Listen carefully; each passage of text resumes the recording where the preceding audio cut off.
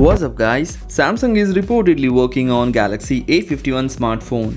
The smartphone has been rumored in various leaks and the latest one reveals the design of the phone. The renders were shared by the Price Baba and it shows that a smartphone from all the angles. To start with, the front panel comes with a punch hole design at the top center position, which is similar to what we have seen in Samsung Galaxy Note 10 series.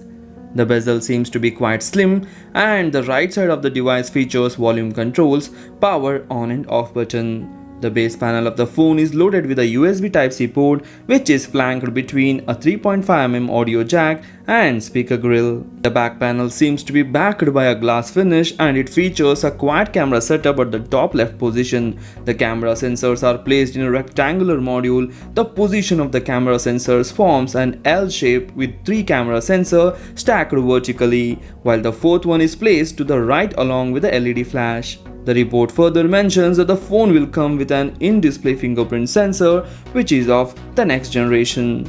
The report highlights that the smartphone will come with a 6.5-inch display which will be an Super AMOLED display.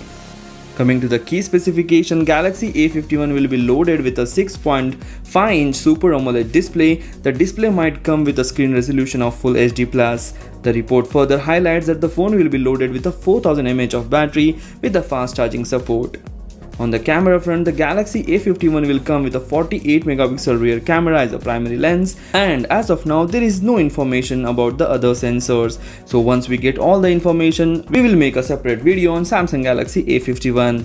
On the front, the phone is reported to feature a 32MP selfie shooter. The price and other details or launch details have not yet been revealed. If you like the video, please hit the like button and do share this video among your friends. Thanks for watching. Take care. Bye bye.